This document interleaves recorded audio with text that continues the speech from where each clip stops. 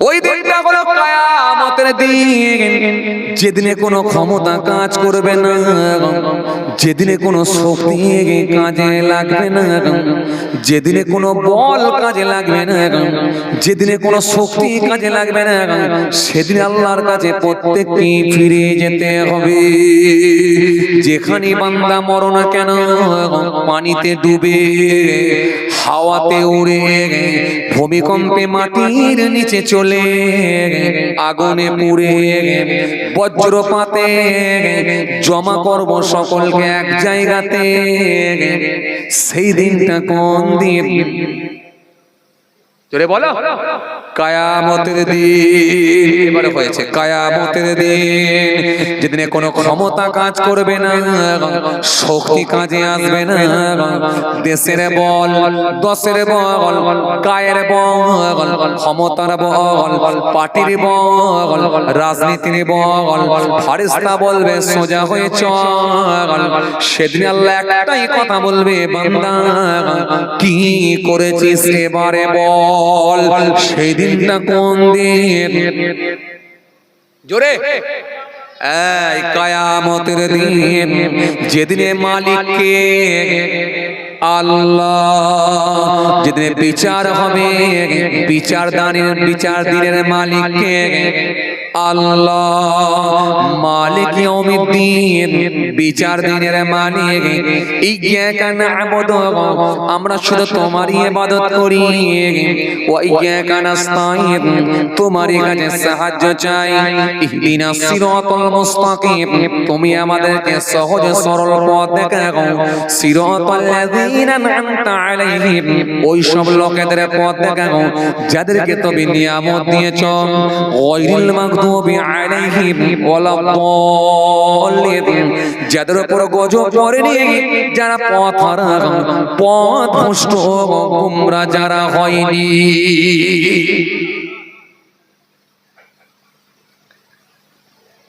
সেই বিচারের দিনে, সেই কিয়ামতের দিনে নবী বললেন, একটা শ্রেণীর শহীদ, এরা জাহান্নামে যাবে। মনে আছে আপনাদের? এই মনে আছে? সেই যেখান থেকে ছাড়লাম, মনে আছে? একটা শ্রেণীর শহীদ, এরা জাহান্নামে যাবে। শহীদের দরজা কম না, না না না, শহীদের দরজা অনেক বেশি। কারণ রাসূলুল্লাহকে জিজ্ঞাসা করা হয়েছিল, আইয়ুন নাসি খায়রুন ইয়া রাসূলুল্লাহ, ইয়া রাসূলুল্লাহ, হাবিবাল্লাহ, হুজুর কোন মানুষটা সবথেকে ভালো মানুষ হুজুর? নবী বললেন, ক্বালা ইমাম ক্বালা আমরুহু ওয়া হাসানা আমালুহু, আল্লাহর নবী বলেছিলেন যারা বয়স বেশি, সাথে আমল ভালো। এই শুনতে পেয়ে গেল নাকি? কাফাবলি যাচ্ছ? আরে না, এই মুরব্বি বলছিল গো, পরের বছর এই মুরব্বির জন্য একটু চাটা করবে, মুরব্বিদের জন্য। হ্যাঁ, আজকে যা হয়েছে হয়েছে, তা পরের বার ইনশাআল্লাহ করবে। এখন তাওয়ার বানার টাইম হয়ে গেছে, আর চা দিয়ে কি হবে? থাক, ও পরের বার ইনশাআল্লাহ হবে। এই তাকান, খেয়াল কর কি বলছিলাম, খেয়াল কর। একটা শ্রেণীর শহীদকে আমার আল্লাহ সেদিনে ছাড়বেন না। শহীদকে নবীকে জিজ্ঞাসা করা হলো, আইয়ুন নাসি খায়রুন ইয়া রাসূলুল্লাহ, ইয়া রাসূলুল্লাহ, হাবিবাল্লাহ, হুজুর কোন মানুষটা সবথেকে ভালো মানুষ হুজুর? নবী বললেন, ক্বালা মান ক্বালা আমরুহু ওয়া হাসানা আমালুহু, নবী বললেন যার বয়স বেশি, সাথে আমল ভালো। নবীকে আবার জিজ্ঞাসা করা হলো, আইয়ুল আমাল আহাব্বু ইলাল্লাহ আযজা ওয়া জাল, ইয়া রাসূলুল্লাহ, হাবিবাল্লাহ, হুজুর সবথেকে ভালো আমল কোনটা হুজুর? নবী বললেন, ক্বালা আস-সালাতু আলা ওয়াক্তিহা, নামাজের সময় নামাজ পড়ে নেওয়া, এটা হলো ভালো আমল। সুম্মা আইয়ু, তারপরে কি হুজুর? এই বলে ক্বালা বিরুল ওয়ালিদাইনি, মা বাপের সেবা করা, মা বাপের খেদমত করা, এটা হলো ভালো আমল। সুম্মা আইয়ু, তারপরে কি হুজুর?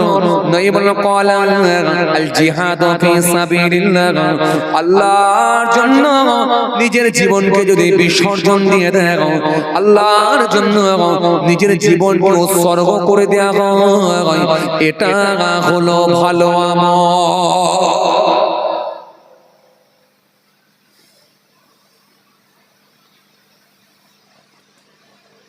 আল্লাহর জন্য নিজের জীবনকে উৎসর্গ করে দেওয়া, এটা হলো ভালো আমল। কেবল রাসূলুল্লাহ। আবার সেই নবী বলতে একটা শ্রেণীর শহীদ, তাদেরকে আল্লাহ আটকে দেবে কিয়ামতের ময়দানে, জান্নাতে যেতে পারবে না। কথা কি বুঝতে পারছেন? বুঝতে পারছেন কথা? সেই দিনে আমার আল্লাহ শহীদকে বলে, শহীদ বলো পৃথিবীর জমিনে কি আমার জন্য নিয়ে এসেছো? শহীদ সেই সময় বলবেন, আল্লাহ আমি তো আপনার ভালোবাসায় জান দিয়ে দিয়েছি, আপনার ভালোবাসায় জীবনকে উৎসর্গ করে দিয়েছি, জানকে কুরবান করে দিয়েছি। আমার আল্লাহ সেই সময় বলে, শোনো বান্দা, জান দিয়েছো এটা ঠিকই, কিন্তু মনে রেখো বান্দা, আমার সন্তুষ্টির জন্য হয় না, এটাও ঠিকই। সেদিনে যখন ময়দানে নেমেছিলে, তুমি নিজে নিজে মনে মনে করেছিলে, যদি আমি শহীদ হয়ে মারা যাই, শহীদ বলে আমি পরিচিত হয়ে যাব, লোকে আমাকে শহীদ বলে বলবে। সেদিনে তোমার নিয়ত খারাপ হয়ে গিয়েছিল, যদি আমি শহীদ হয়ে মারা যেতে পারি, আমাকে শহীদ বলে লোক আখ্যায়িত করবে, শহীদ বলে আমাকে লোক বলবে, আমি শহীদ বলে পরিচিত হয়ে যাব, শহীদ বলে মানুষের সামনে খ্যাত হব। এই নিজেকে শহীদ বানানোর জন্য তোমার নিয়তটা খারাপ ছিল। কেন? আমি আল্লাহ কুরবানদার, আমি চেহারা দেখব না, আমল দেখব না, দেখব খালি ভিতরখানা। ইন্নাল্লাহা লা ইয়ানজুরু ইলা সুআরিকুম ওয়া আমওয়ালিকুম ওয়ালাকিন ইয়ানজুরু ইলা কুলুবিকুম ওয়া আমালিকুম। আমার আল্লাহ কোন মানুষের সুরাত দেখেন না, চেহারা দেখেন না, লুক দেখেন না, ড্রেস দেখেন না, ওয়া আমওয়ালিকুম, তাদের মালও দেখেন না।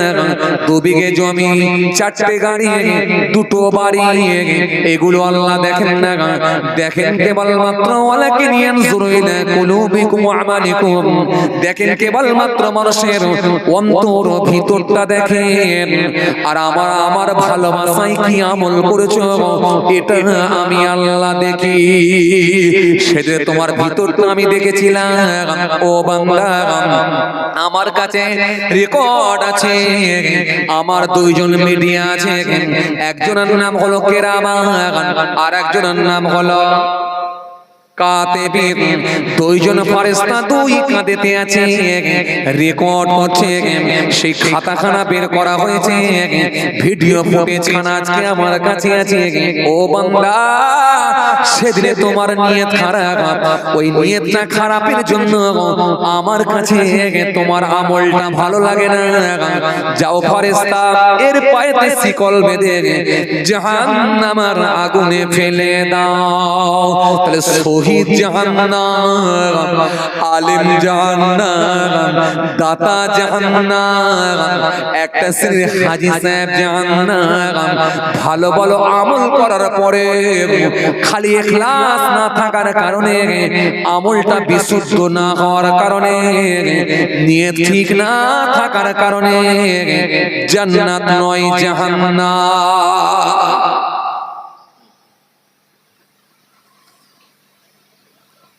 আলোচনাটা আপনাদের সামনে কি রেখেছিলাম? সব আমল যাবে না। মনে আছে আপনাদের? এই মনে আছে আপনাদের? এই মনে আছে যারা প্রথম থেকে ছিলেন? মনে আছে? সব আমল যাচ্ছে নাকি? যাচ্ছে। সব হুজুর আপনাকে দিয়ে যাচ্ছে, আমল করো, নামাজ পড়ো, রোজা রাখো, জিকির করো, তাসবিহ পড়ো। আর আমি বলছি প্রশ্ন বুঝে করো। তার বলা আমার বলা এক নয় কিন্তু। আমি আপনাকে বলছি প্রশ্ন বুঝে উত্তর দাও, প্রশ্ন বুঝে করো। খাতায় যে লিখছো বুঝে লেখো। জিজ্ঞাসা করেছে তোমার ডেট অফ বার্থ, জিজ্ঞাসা করেছে তোমার ডেট অফ বার্থ, তোমার বাপের নাম জিজ্ঞাসা করেছে, বাপের নাম বলো আর ডেট অফ বার্থ লিখো। তার মানে তোমার জন্ম তারিখ লিখতে হবে আর তোমার বাপের নাম লিখতে হবে। তুমি লিখে দিয়ে চলে এসেছো গ্রামের নাম। জিজ্ঞাসা করেছে তোমার নাম, তুমি লিখেছো। জিজ্ঞাসা করেছে তোমার বাপের নাম, তুমি লিখেছো গ্রামের নাম। বলেছে তোমার ডেট অফ বার্থ অর্থাৎ তোমার বয়স লেখো, সেখানে লিখেছো মায়ের বয়স। লিখেছো, মাস্টার নাম্বার দিচ্ছেন। আমল করেছো, নামাজ পড়েছো, রোজা রেখেছো, দাড়ি রেখেছো, তাসবিহ পড়েছো, সব করেছো, কিন্তু ভেতরে নিয়ত ঠিক ছিল না, নবিয়ানা তরিকায় হয় না, ইখলাস ছিল না, এই বিশুদ্ধ না হওয়ার কারণে গেল না। ছেড়ে দেন। 50,000 টাকা দান করতে পারেননি, ছেড়ে দেন। 5,000 টাকা দান করতে পারেননি, ছেড়ে দেন। 500 টাকা দান করতে পারেননি, ছেড়ে দেন। 50 টাকা দান করতে পারেননি, ছেড়ে দেন। 5টা টাকা দান করেছেন, ভোরবেলা চায়ের দোকান গিয়ে খুলেছেন, এক ফকির সাহেব এসে হাত পেতে বলছে কিছু দাও, পকেটে হাত দিয়ে দেখলেন আমি তো এখনো দোকানে খরিদ্দারি আসে না, পকেটে তো তেমন কিছু পয়সাও না, খুঁজে দেখলেন 5টা টাকা একটা কয়েন বেরিয়েছে, 5টা টাকা কয়েনটা নিয়ে তাকে দিচ্ছেন, আর একটা নিয়ত করছেন, মালিক যাকে দিচ্ছি সে জানে, আমি দিচ্ছি আমি জানি, আর একজনই জানে, তিনি আর অন্য কেউ নয়। ইন্নাল্লাহ কানা সামিয়াম বাসীরা, যিনাকে সমস্ত খবর যিনি রাখেন, যিনি সমস্ত কিছু শোনেন এবং দেখেন, তিনাকে আমি লুকাতে পারবো না। মালিক তুমি জানো, আল্লাহ যাকে দিচ্ছি সে জানে, আমি দিচ্ছি আমি জানি, আর কেউ জানে না, আর একজন, ও আমার মালিক তুমি জানো, তুমি জানো মালিক, তোমাকে লুকাতে পারবো না। মালিক তুমি কবুল করো, দয়া করে কবুল করো। বিশ্বাস করেন এটা যদি বিশুদ্ধ আমল হয়ে থাকে, আল্লাহ রাজি হলে এই আমলটা যদি আল্লাহর কাছে কবুল হয়ে যায়, মনে রাখবেন এটার ওসিলা তো আল্লাহ জান্নাত দিয়ে দিতে পারে। কে বলেছে আপনাকে বড় জুব্বা পরলে জান্নাতে যাবে? কে বলেছে নারী বিশাল বড় করে দিলে জান্নাতে যাবে? কে বলেছে আপনাকে? কে বলেছে আপনাকে অনেক তাহাজ্জুদের নামাজ পড়লে জান্নাতে যাবে? কে বলেছে আপনাকে? ওই রকম তাহাজ্জুদের নামাজ লাগবে না, ওই রকম তাহাজ্জুদের নামাজ লাগবে না। রাতের বেলা তাহাজ্জুদের নামাজ পড়েছেন, ফজরের নামাজ পড়ে কি বাজার ওটা ঘোলা বাজারে গেছেন, এক কাপ চা খেতে গিয়ে এক কাপ চা খাচ্ছেন, আর খেতে খেতে খেতে খেতে দোকানদার ভাতিজাকে বলছেন, বেটা এই তোমাদের পাড়ায় রাত্রে কুকুর ডাকছিল কেন বলো তো? কথা কি বুঝতে পারছেন? এখন যেই বলেছেন ভাতিজা তোমাদের পাড়ায় কুকুর ডাকছিল কেন, ওই ভাতিজা চমকে উঠেছে, চমকে উঠে বলে, চাচা আমাদের পাড়ায় কুকুর ডাকছিল। কবে চাচা? আজ রাতে, গত রাত্রিতে তোমাদের পাড়ায় কুকুর ডেকেছিল। বলেন কি চাচা? কটার সময় হবে? ঘড়ির কাঁটায় হবে না না করে প্রায় আড়াইটায়, রাত আড়াইটার সময় কুকুর ডেকেছে চাচা? বলে হ্যাঁ কুকুর ডেকেছে রাত আড়াইটার সময়, ওই যে তোমাদের পুকুরের পাড়টা দিয়ে ডাকছিল। ছেলেটাও চমকে উঠেছে, কি ব্যাপার, আমি তো রহস্য বুঝতে পারছি না, ব্যাপারটা কি আসলে বুঝতে পারছি না। তখন ছেলেটা বলছে, চাচা এই রাতের বেলা কুকুর ডাকলো আপনি শুনতে পেলেন কি করে? বলে খোকা এই আমি জাস্ট অন্য কিছু নয়, আমি খালি তোমার কাছ থেকে জানতে চাইছি কোনো চোট্টর পড়েনি তো, কোনো অঘটন ঘটেনি তো? না না চাচা তেমন তো কিছু নেই, আমি তো সকালবেলায় ভোরবেলাতেই চায়ের দোকান খুলতে এলাম, তেমন তো কোনো খবর পাইনি। তো চাচা একটা কথা বলবো? হ্যাঁ বলো বেটা। চাচা এই রাত আড়াইটার সময় আপনি ঘুম থেকে উঠে কুকুর ডাকার আওয়াজ পেলেন, কি ব্যাপার বলেন তো? টয়লেটে গিয়েছিলেন, বাথরুম করতে গেছিলেন? তো চাচা একটু মুচকি এসে বলে, আমার আর টয়লেট আছে বাবা। সে কি টয়লেটে নেই তো কি করতে উঠেছিলেন? টয়লেট তো যেতেই হবে, উপায় নেই, তবে আমি একটু তাহাজ্জুদের নামাজ পড়ি তো ওই জন্য আমি আড়াইটার সময় উঠেছিলাম। এই যে তাহাজ্জুদের নামাজ পড়ি ওকে জানাতে হবে, এই নিয়ত করে কুকুর ডাকার কথা বলতে হবে, ভিতরের খবরটা কিন্তু আল্লাহ আগে থেকে নিয়ে নিয়েছে।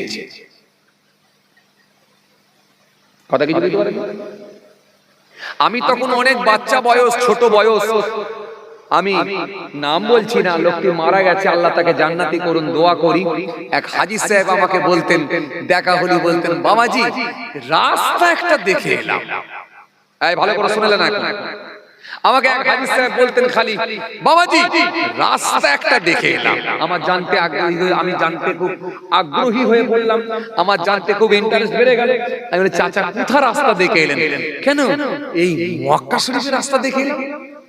তার মানে ওই রাস্তা একটা দেখে এলাম বলে আমাকে জানিয়ে দিচ্ছে যে কোথায় গেছিলাম যদি জিজ্ঞাসা করে তাহলে বলবো মক্কা শরীফ। তাহলে মক্কা শরীফটা বলতে যাওয়ার আগে ডাইরেক্ট বললে কেমন লাগে, রাস্তা একটা দেখে এলাম। কিছু কথা মনে আমার বুঝতে পারেননি আপনারা না? এই বুঝতে পারছেন কথা? বুঝতে পারছেন কথা? খালি ভিতরটা যদি একটু অন্যরকম হয়ে যায় আমল শেষ। এই যে বললেন বাবা আমি একটু তাহাজ্জুদের নামাজ পড়ি তো ওই জন্য উঠেছিলাম, তাই তোমাকে একটু বললাম। তখন চাচা এই কথা বলার সাথে সাথে ছেলেটি তখন চমকে উঠে বলে, চাচা বলেন কি রাত 2:30টার সময় তাহাজ্জুদের নামাজ পড়বেন বলে উঠেছিলেন? আল্লাহু আকবার। আমি কত হুজুরের কাছে যাচ্ছি খালি দোয়া নিতে, ফু নিতে, আর আমার পাশের বাড়ির চাচা যে তাহাজ্জুদের নামাজ পড়ে, এত বড় জান্নাতি মানুষ, আল্লাহর ওলি হয়ে বসে আছে, আমি তো জানিনি। চাচা কি বলেন, তাহাজ্জুদের নামাজ আপনি পড়েন? বলে, খোকা এই জান্নাত কি আর এমনি পাওয়া যাবে? এই আজ নতুন নয়, আজ 10 বছর এরকম দিচ্ছি। কথা বুঝতে পারেন? বুঝতে পারছেন? এই যে 10 বছর দিচ্ছি বলেছে, ছেলেটা তো আরো পরেশান হয়ে গেছে, চেয়ার ছেড়ে উঠে পড়েছে, উঠে বলে, চাচা আমার চেয়ারে একটু বসেন, চাচা আমার চেয়ারে একটু বসেন। আপনার মতো মানুষকে যে পেয়েছি দোকানে, মানে সৌভাগ্যের ব্যাপার। চাচা আমার চেয়ারে বসেন। চেয়ারে চাচা বসে বলল, চাচা চাচা এই এক কাপ চা খান, একটা চা হলো। চাচা একটা বিস্কুট খান, একটা বিস্কুট হলো। চাচা একটা পান খান, একটা পান হলো। ঠোঁটটা লাল করে দিয়ে বেশ কিছুক্ষণ গল্প করে ঠোঁটটা লাল করে যাওয়ার সময় বেটাকে বলছে, ছেলেকে বলছে, এই ভাইপো এই বেটা ক পয়সা হলো? ছেলেটা তখন বলছে, চাচা কি বলেন চাচা, আপনার মতো চাচাকে অল্লিকে খাওয়াতে পারছি, মানে ভাগ্যের ব্যাপার, সৌভাগ্য সৌভাগ্য। চাচা যতদিন হায়াতে বেঁচে থাকবেন আমার দোকানে চা খাবেন, বিস্কুট খাবেন, পান খাবেন, ইচ্ছা মতো খাবেন আর চলে যাবেন, জীবনে কোনোদিন পয়সা দিতে হবে না। চাচা তখন যাওয়ার সময় মুচকি হেসে বলছে, যাক বাবু কাজ তো হলো। আল্লাহ বলছে, আমার কাছে আশা করছিস কেন? কাজ তো হয়ে গেছে। কথা কি বুঝতে পারেননি? তাহলে আপনাকে ডিসাইড করে নিতে হবে, আগে দুনিয়া ধরবো না আখিরাত ধরবো। এটা আপনাকে ডিসাইড করতে হবে। যদি আখিরাত ধরো তাহলে আমলটা সেই রকমই হবে, সব আমল কিন্তু যাবে না। আমি আপনাকে হাদিস থেকে প্রমাণ দিয়ে দিচ্ছি, শহীদও জান্নাতে যাচ্ছে না। সব শহীদ না, একটা শ্রেণীর শহীদ। বিশাল চাপ, বিশাল চাপ, বিশাল চাপ। কিতাবের মধ্যে পাওয়া যায়, আল্লাহ নবী জানিয়ে দিয়েছেন, নবী আমার সুন্দর করে জানিয়ে দিলেন, কিতাবের মধ্যে পাওয়া যায় 3 জন ব্যক্তি রাস্তা দিয়ে হেঁটে হেঁটে হেঁটে হেঁটে যাচ্ছে, হঠাৎ করে দেখা যায় বিরাট ঝড় পানি উঠে গেল, বিরাট সাইক্লোন দেখা দিল। এখন আপনাদের ঘোলা বাজারে যদি আপনি গেছেন, যদি বিশাল পানি শুরু হয়ে যায়, কিংবা সাতুলিয়া বাজারে আপনি গেছেন, প্রচন্ড পানি শুরু হয়ে যায়, এখন ভিজবেন না কারো দোকানে গিয়ে আশ্রয় নেবেন? মাঝে মধ্যে একটু করে কথা বলে, কি করবে? কারো দোকানে গিয়ে আশ্রয় নেবেন, কিংবা প্রতীক্ষালয়ে গিয়ে আশ্রয় নেবেন, কিংবা কোন বাড়ির সানসেটের নিচে গিয়ে আশ্রয় নেবেন, কিংবা কোন দোকানের চালের নিচে গিয়ে আশ্রয় নেবেন, আপনি ভিজবেন না। তৎকালীন সময়ে আপনার সাতুলিয়ার মতো বাজার ছিল না, এত বড় বড় বিল্ডিং ছিল না, প্রতীক্ষালয় ছিল না, সুন্দর রাস্তাঘাট ছিল না, এত উন্নত মানের গাড়ি ঘোড়াও ছিল না, রাস্তাঘাট ছিল না। এক জায়গা থেকে আরেক জায়গায় যেতে হলে জঙ্গলের উপর দিয়ে যেতে হতো, কিংবা মরুভূমির বালুর উপর দিয়ে যেতে হতো। এক জায়গা থেকে আরেক জায়গায় যেতে হলে হেঁটে হেঁটে যেতে হতো, কিংবা উটের পিঠে চেপে যেতে হতো। যাতায়াতটা বড় কষ্টকর ছিল। যাতায়াতটা কষ্টকর ছিল না, বড় কষ্টকর। কিতাবের মধ্যে পাওয়া যায়,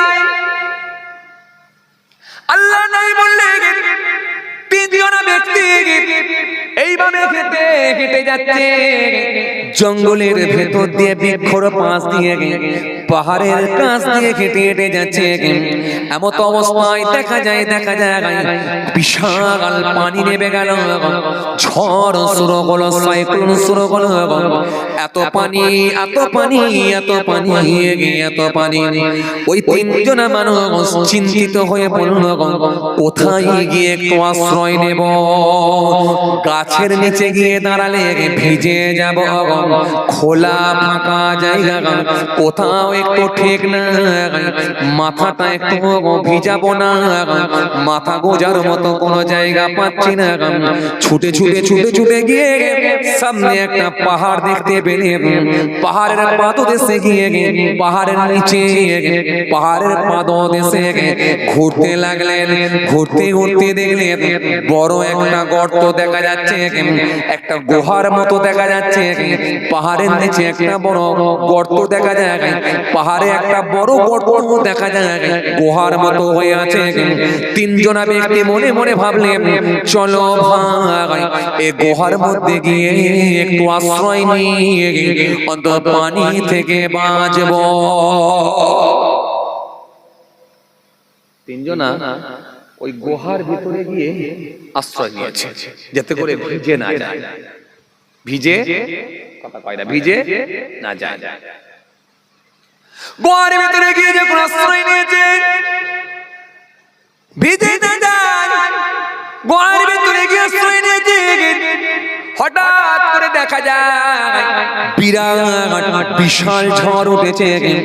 ওই ঝড়েতে ওই হাওয়াতে ওপর থেকে আল্লাহর কুদরতি ক্ষমতা পাহাড়ের ওপর থেকে একটা বড় পাথর গড়িয়ে গড়িয়ে গড়িয়ে এসে ঠিক গুহার মুখটা এসে বন্ধ হয়ে গেল। এমন ভাবে জ্যাম হয়ে গেল যেন মনে হয় গেট লাগানো হয়ে গেল। তিনজনাই অন্ধকারে পৌঁছে গেল। তিনজনাই মনে মনে ভাবলো জ্যান্ত আমাদের কবর হয়ে গেল। তিনজনের আর কোনো উপায় না, পাহাড়ের ভেতরে আটকে যায়। বেরোবো কি করে? বিশাল বড় পাথর ঠেলে সরিয়ে দেবার মতো ক্ষমতা না, সরানোর কোনো উপায় না। তিনজনাই বন্দী ঝরঝর ঝরঝর করে কাঁদতে লাগলো, কারণ তারা 100% জেনে গেছে মৃত্যু আমাদের নিশ্চিত। এখন মৃত্যু যদি নিশ্চিত, যদি কেউ যদি জেনে যায় তার কান্না কম হবে না বেশি হবে? এখন মনে করুন কোন ব্যক্তি যদি জি ভারতবর্ষের আইন অনুযায়ী যদি কোনো ব্যক্তি অপরাধী বলে সাব্যস্ত হয়, হতে পারে সে হয়তো মার্ডার করেছে বা মার্ডার কেসে আসামি হতে পারে ইত্যাদি করতে পারে। এখন দেশের সংবিধান অনুযায়ী বিচারক যখন বিচার করেছেন ফাঁসির রায় দিয়েছে, ফাঁসির রায় দিয়েছে। এই ফাঁসির রায় যদি দিয়ে দেয়, আচ্ছা এবার আপনারা বলেন তো, যদি ফাঁসির রায় দিয়ে দেয়, আপনারাই বলেন, যদি ফাঁসির রায় দিয়ে দেয়, এখন ওই লোকটা যদি জানতে পারে যে আমার অমুক দিনে ফাঁসি হবে, ঠিক সেই দিন এসে যখন পৌঁছে যাবে, পৌঁছে গিয়ে এখন মনে করুন তো যদি আর 1.5 ঘন্টা বাকি আছে ফাঁসি হতে, এখন লোকটা কান্না বাড়বে না কমবে? কথা বলে না, বাড়বে না?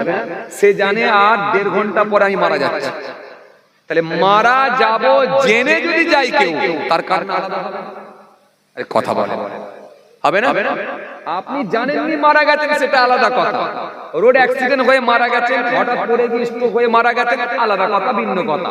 কিন্তু আপনি জেনে যদি যান যে আমি এখনই মারা যাব, এ কান্না আলাদা হবে।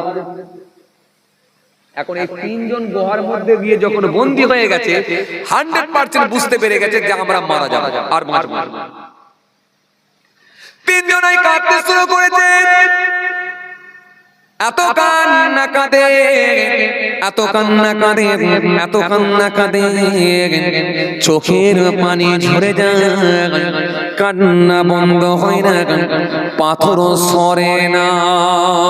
কিন্তু তিনজনের ভেতরে একজনা বলে উঠেছে, ভাই আজকের দিনে যদি তোমাদের ভেতরে কারোর ভালো আমল থাকে, ওই ভালো আমলের ওসিলা দিয়ে দোয়া করো, হতে পারে সেই আমলের ওসিলায় আল্লাহ তো আমাদেরকে মুক্তি দিতে পারে।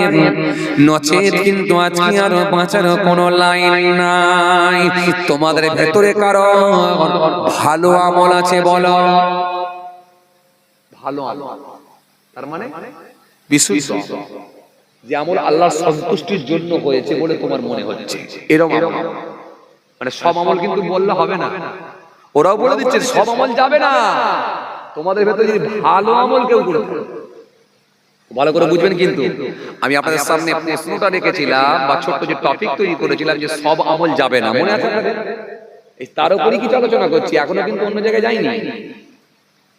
তোমাদের ভেতরে যদি কেউ ভালো আমল করে থাকো, মনে করো এমন কিছু ভালো আমল আছে কি তোমাদের জীবনে, যে আমলের ওসিলা দিয়ে একটু দোয়া চাও।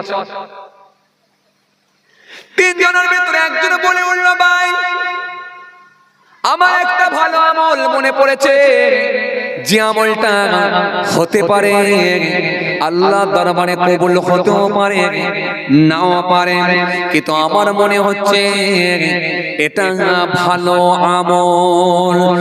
সেদিনে তিনজনের ভেতরে এক ব্যক্তি কাঁদতে লাগলো, কাঁদতে কাঁদতে বলল, ও আমার মালিক, আপনি তো জানেন আমি জঙ্গলের ভেতরে মেষ চড়াতাম। প্রত্যেকদিন ছাগল আর গরুগুলোকে নিয়ে, ভেড়াগুলো উটগুলোকে নিয়ে জঙ্গলের ভেতরে আমি মেষ চড়াতাম। প্রতিদিন সন্ধ্যার সময় বাড়িতে আসতাম। বাড়িতে এসে আমি আগে আমার পিতা মাতাকে আগে ওই প্রাণীগুলোর দুধ দহন করে নিয়ে পাত্রতে নিয়ে গরম করে আগে পিতা মাতাকে খাবার দিতাম, তারপরে আমার সন্তানদেরকে খাওয়াতাম। এটা ছিল আমার রোজের ব্যাপার। প্রত্যেকদিন আমি জঙ্গল থেকে ফিরে এসে ওই প্রাণীর দুধ দহন করে আগে পিতা মাতাকে খাওয়াতাম, তারপরে সন্তানদেরকে খাওয়াতাম। কেন?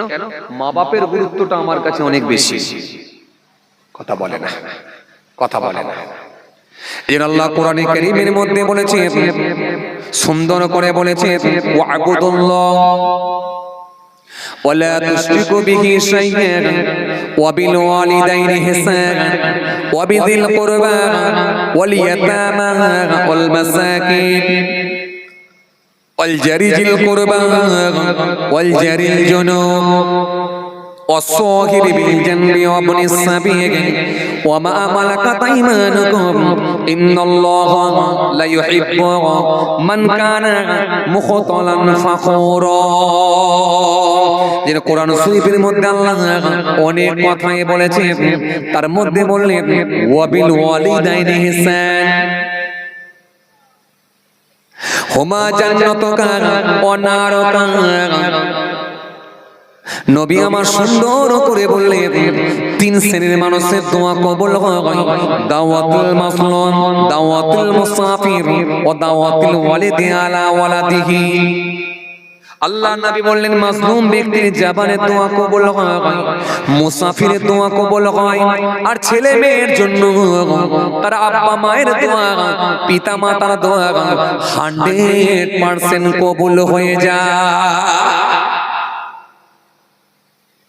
ছেলে মেয়ের জন্য বাপ মা তাদের জান্নাত, ছেলে মেয়ের জন্য মা বাপ হলো জাহান্নাম। আল্লাহ সুন্দর করে বললেন, তোমরা মা বাপের প্রতি ইহসান করো, বাপ মার সঙ্গে ভালো আচরণ করো। তাহলে এরকম একাধিক আয়াত এসেছে। আর এই আয়াতগুলো দিয়ে যখন কোনো হুজুর ওয়াজ করে না, তখন বাপগুলো ছাতিগুলো একটু চওড়া হয়। ছাতিগুলো একটু চওড়া হয়ে যাওয়ার পর একটু তার নিজের সন্তানের দিকে আরে আরে দেখে, দেখে বলে, এই হুজুরের ওয়াজ শুনছিস তো? কথা বলেন কেন? আর ছেলেগুলো তত রাগ হয়, হুজুর না শুধু আব্বা মালি বলছে, আর আমাদের নিয়ে কিছু বলে। আর ঘরে গিয়ে আবার ছেলেটাকে বলছে, বেটা এই হুজুরের ওয়াজটা তুই শুনেছিস? তার মানে ও অন্য কিছু বলাচ্ছে না, ওকে জানিয়ে দিচ্ছে যে হুজুর কি ওয়াজটা দিয়ে গেল শুনেছিস? ওহ, মা বাপের মনটা বড় হয়ে যায়। হ্যাঁ, বড় হবারই কথা। কিন্তু ছেলে বলছে হুজুর আমাকে যে হক বিচার দেয়নি, কথা বলে না, এই বিচারটা হবে না। কে বলেছে হবে? ইসলাম সব সময় উভয় পক্ষের কথা বলেছে, কখনো এক পক্ষ ডেকে ইসলাম এক পক্ষ টেনে কথা বলেনি। আপনার যে ছেলেটা রাজনীতি করে তার কথার গুরুত্ব বেশি দেবে, আর একটা ছেলে নম্র বলে ভদ্র বলে তার কথার গুরুত্ব দেবেন না। কে বলেছে আপনাকে? যে ছেলেটা রাজনীতি করে তার জমিতে এক কাঠা বেশি দিয়ে দিচ্ছেন, আর যে ছেলেটা ইনকাম বেশি করলো খালি নম্র বলে ভদ্র বলে তাকে আপনি কম দিচ্ছেন। কি ভাবছেন? বিচার হবে না? হ্যাঁ, কে বলেছে? ইন্নাল্লাহ ইয়া'মুরুকুম আন তু'আদ্দুল আমানাতি ইলা আহলিহা ওয়া ইযা হাকামতুম বাইনান নাস আন তাহকুমু বিল আদলি ইন্নাল্লাহা নি'মা ইয়া'iযুকুম বিহি ইন্নাল্লাহা কানা সামিয়াম বাসীরা। আপনার দুটো বিয়ে, প্রথম বিবিটা মারা গেছে কিন্তু সন্তান একটা আছে। সন্তানটা যখন বড় হয়ে গেছে দুবাই কাজে পাঠিয়ে দিয়েছেন। দ্বিতীয় স্ত্রীর তৃতীয় সন্তান, দ্বিতীয় স্ত্রীর তিনটে সন্তান। প্রথম পক্ষের সন্তান দুবাইয়ে কাজ করে, 5 বছর ছাড়া ছাড়া বাড়ি আসে, লাখ লাখ টাকা ইনকাম করে বাপের হাতে তুলে দেয়। বাপ সে টাকা নিয়ে জমি কিনে, জায়গা কিনে বড় বিল্ডিং করেছে ভাই, বড় বিল্ডিং করেছে, জমি কিনেছে, জায়গা কিনেছে, বড় বিল্ডিং করেছে। কিন্তু দ্বিতীয় পক্ষের তিনটে সন্তান যখন বড় হয়ে গেল, যুবক হয়ে গেল, জওয়ান হয়ে গেল, সব বুঝতে শিখে গেল, মাকে দিয়ে তার বাপকে জোর করে সব জায়গা জমি নিজেদের নামে রেকর্ড করল। এত ফুট বাই এত ফুট, এত ফুট বাই এত ফুট, এত ফুট বাই এত ফুট, এত ফুট বাই এত ফুট, এত ফুট বাই এত ফুট। বাড়িটা, জমিটা, জায়গা যা ছিল, দোকান ছিল, পুকুর ছিল, সব 3 ভাইয়ের নামে রেকর্ড করে নিল। কিন্তু বড় ভাই সে প্রথম পক্ষের ভাই যখন সে দুবাই থেকে ফিরে এলো, এসে দেখছে লাখ লাখ টাকা বাপের হাতে দিয়েছে কিন্তু সম্পত্তি আমার ফাঁকা হয়ে গেল। তখন হাত তুলে মালিককে বলে, মালিক তুমি ছাড়া এর বিচার করবে কে? তুমি বিচার করো। তখন আমার মালিক বলে, বান্দা ঘাবড়াতে হবে না, আমি হলাম হাকামুল হাকিমিন, আমি হলাম উত্তম বিচারক, আমার বিচার নিশ্চয় হবে, টেনশন করতে হবে না। পৃথিবীর জমিনে কি এমন পিতা আছে না? না,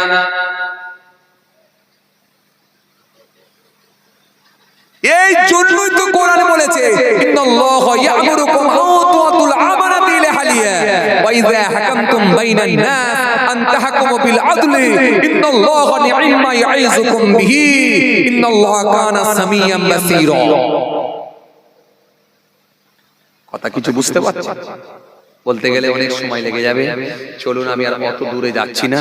এই বিচার করতে গেলে অনেক সময়, এই বিচার করতে গেলে অনেক সময় লেগে যাবে। যাই হোক, আমি আর সময় নেব না। তো কি কথা বলছিলাম জানো? আপনাদের মনে আছে কি কথা বলছিলাম জানো? প্রত্যেকদিন আমি আগে আমার পিতা মাতাকে দুধ দহন করে আগে খাওয়াই, মনে আছে আপনাদের?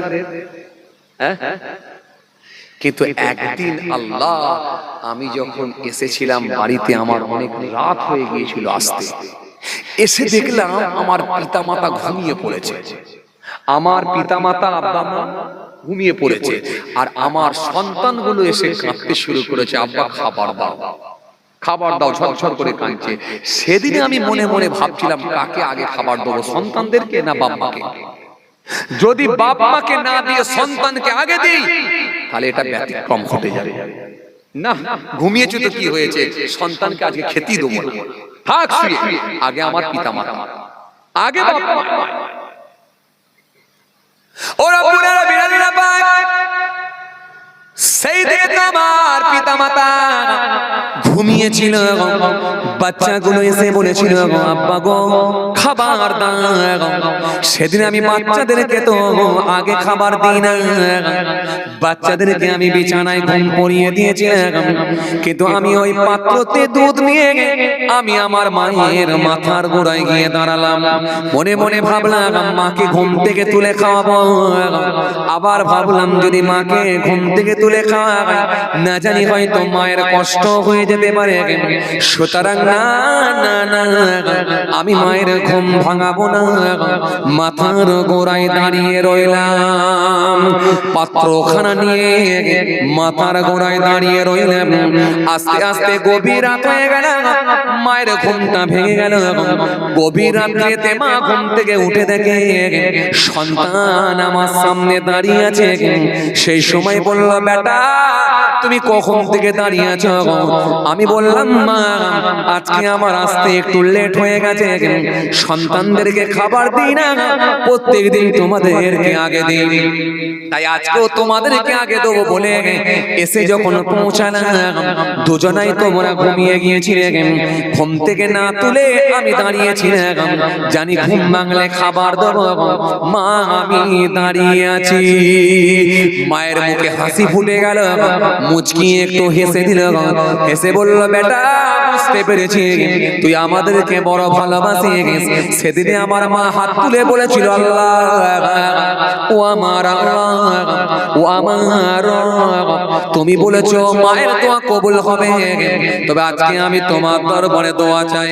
আল্লাহ তোমার কাছে একটাই দোয়া করি, আমার সন্তান যেখানে বিপদে পড়ুক না কেন, যে মুসিবতে পড়ুক না কেন, আমার সন্তান যখন তোমার দরবারে হাত তুলবে তুমি আমার সন্তানকে বিপদ থেকে মুক্তি দিয়ে দেবে।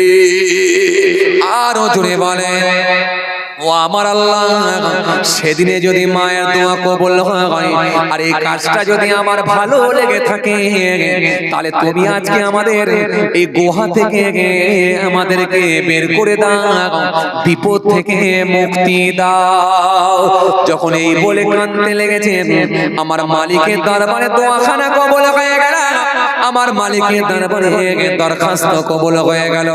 আল্লাহর আরশে যখন দোয়াটা পৌঁছে গেল আমার আল্লাহ সহ্য করতে পারলেন না, সঙ্গে সঙ্গে ওই ছেলের জবানের দোয়াটাকে কবুল করে নিয়ে আমার আল্লাহ কুদরতি ক্ষমতা ওই গুহার মুখ থেকে পাথরটা কিছুটা সরে চলে এলো। আরো জোরে বলে যখন সরে গেল বাইরের মুক্ত বাতাস ভেতরে প্রবেশ করতে লাগলো, সূর্যের লাইট দেখতে পেল, তিনজনের ভেতরে আশার আলো জেগে উঠল। একটু যখন সরেছে তার মানে দোয়া কবুল হচ্ছে। কি বলেছিলাম? বিশুদ্ধ আমল মনে আছে আপনাদের? এই যে আমলটা আল্লাহর দরবারে পছন্দ হয়ে গেল, সে আমলের ওসিলা দিয়ে দোয়া করছে, কাজ হচ্ছে, কাজ হচ্ছে।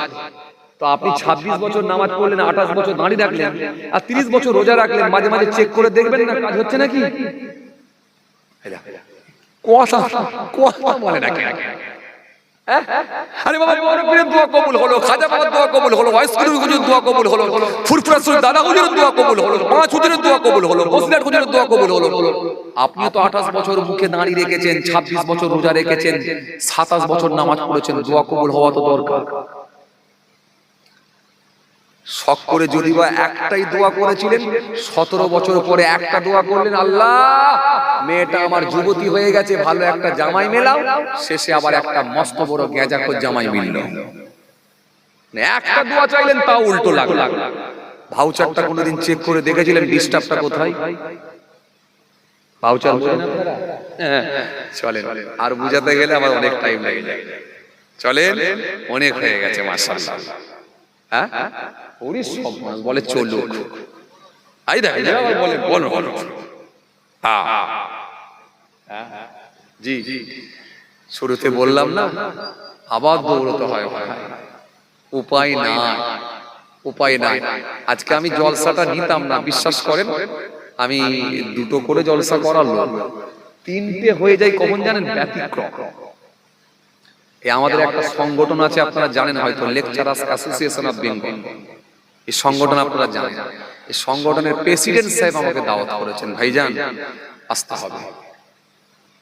এরকম কিছু খাতিরের লোক, বিশেষ লোক যখন বলে না, সেগুলো তার না করা যায় না। কথা বুঝতে পারছেন? এই জন্য তিনটে, না হলে আমি তিনটে করে করার লোক নয়, হয় দুটো করি নাহলে একটা করি। এত কেন ছুটবো? এত ছুটতে ভালো লাগে না। যেমন হোক মোটামুটি আলহামদুলিল্লাহ আপনাদের দোয়ায় একটা পরিচিতি তো তৈরি হয়েছে মাঝখানে, তো এত কেন ছুটতে হবে? আলহামদুলিল্লাহ নানা করে তো প্রায় 14 বছরের লাইনে আছি আল্লাহ আপনাদের দোয়ায়। নানা করে তো আলহামদুলিল্লাহ আপনাদের দোয়ায় কম বেশি প্রায় 17-18টা রাজ্য তো আমার ঘোরা হয়ে গেল আপনাদের দোয়ায়। বছরে তো অন্তত 5-7টা-10টা করে তো রাজ্য হয়ে যাচ্ছে আপনাদের দোয়ায়। এই বছর তো বললাম না কতগুলো রাজ্য হয়ে গেল আপনাদের দোয়ায়। তো এত কেন ছুটবো? এটা না, বিশেষ লোক যখন কিছু বলে, খুব ভালোবাসার মানুষ যখন বলে, বিশেষ ব্যক্তি যখন বলে না, তখন সেই রিকোয়েস্টটা রাখতে হয়, কিছু করার নাই, একটা বিশেষ ব্যক্তির গুরুত্ব রাখতে হয়। কথা বুঝতে পারছেন? সংগঠনের প্রেসিডেন্ট সাহেব তিনি বলেন, ভাইজান আপনাকে আসতেই হবে। দ্বিতীয় জলসা কোথায়? বললাম আমি কৃষ্ণবাড়ি। বলে ওখান থেকে আপনি চলে আসতে পারবেন, তাহলে অসুবিধা হবে না। যাই হোক আলহামদুলিল্লাহ। তাহলে আপনাদেরকে আমি কি বুঝাতে চেয়েছিলাম? বুঝাতে চেয়েছিলাম আজকে এটা, যদি বিশুদ্ধ আমল আপনার থাকে, সেই আমলের ওসিলা দিয়ে দোয়া করলে দোয়া কবুল হওয়ার সম্ভাবনা আছে। খাজা গরিবে নামাজের দোয়া কবুল হয়েছিল, আমল বিশুদ্ধ ছিল। কেন? এটা আল্লাহর সন্তুষ্টির জন্য ছিল। মুজাদ্দিদ আল-কিসানি হুজুরের দোয়া কবুল হয়েছিল, ফুরফুরা শরীফ আবু বকর হুজুরের দোয়া কবুল হয়েছিল, মাকুল সুফি আব্দুল মোমেন সাহেব হুজুরের দোয়া কবুল হয়েছিল। কিন্তু যদি আপনার তাহাজ্জুদের নামাজ পড়েও যদি সকালবেলায় কুকুর ডাকলো, কেন মনে আছে? মনে আছে আপনাদের? যদি নিয়তটা একটু গোলমাল হয়ে যায়, তাহলে কিন্তু আমল শেষ। এই জন্য আপনাকে আমি বুঝাতে চেয়েছি, আমল করেন, করার মতো করেন। শুধু শুধু কপাল ঠুকে লাভ হবে না, কারণ ওই সব আমল কিন্তু যাবে না। মনে আছে আপনাদের? কথা বলে না, মনে আছে? এই যে আমাদের রফিক ভাই চলে এসেছে, দেখেছেন? ফোন করে করে আলাপ, ফোন করে করে বেচারা। এনার সঙ্গে আমার পরিচয় হলো কোথায় জানেন? বোম্বাই। আমি বোম্বাই জলসায় গেছিলাম, আপনারা জানেন, গত 19 তারিখে ছিলাম বোম্বাই। বোম্বাই গিয়ে দেখি স্টেজের পাশে বসে আছে রফিক ভাই, মাশাআল্লাহ। কানে কানে বলছে, স্টেজে আমি বসে আছি, কানে কানে বলছে, হুজুর আমার ভাঙরে বাড়ি। এই ভাঙরে বাড়ি